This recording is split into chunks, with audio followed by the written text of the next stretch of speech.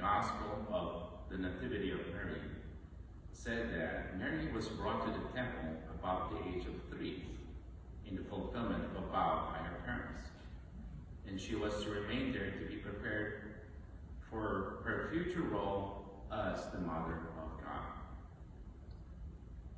The celebration of this feast began with the dedication of the Basilica of St. Mary the New, which was constructed in the year 543.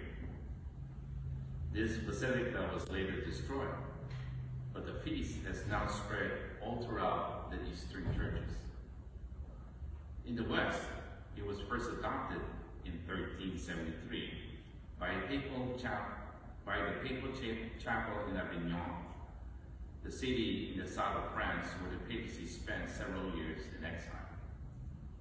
However, it was removed as a church feast by Pope Pius V from the revised Roman calendar, but was later restored again in 1585 by Pope Sixtus VI. Western art usually focuses on the figure of the little girl Mary climbing up the steps of the temple, having left her parents at the bottom and approaching the chief priest and other temple figures at the top of the steps. Representation was one of the traditional scenes illustrating the life of the Blessed Virgin Mary. Today's feast, even if it lacks historical accuracy, is full of meaning. It suggests that from her youngest days, Mary was being prepared for her unique role as the Mother of God, an extraordinary privilege that is shared by no other. God revealed his will at Nazareth to this young girl, and she accepted it.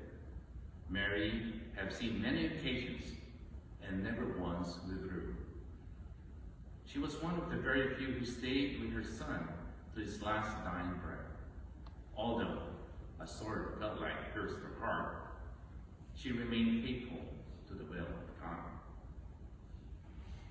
The real greatness of Mary is suggested in the Gospel reading today, where true greatness does not come from birth, but from the total giving of oneself to doing what God wants. We might say that Jesus' reply was rather abrupt and unexpected, if not downright impolite. Who is my mother? Who are my brothers? Then stretching out his hand towards his disciples, he said, there are my mother and my brothers. And then he defined what constitutes being a member of his family. And he said, whoever does the will of my heavenly Father is a brother, a sister, and mother to me.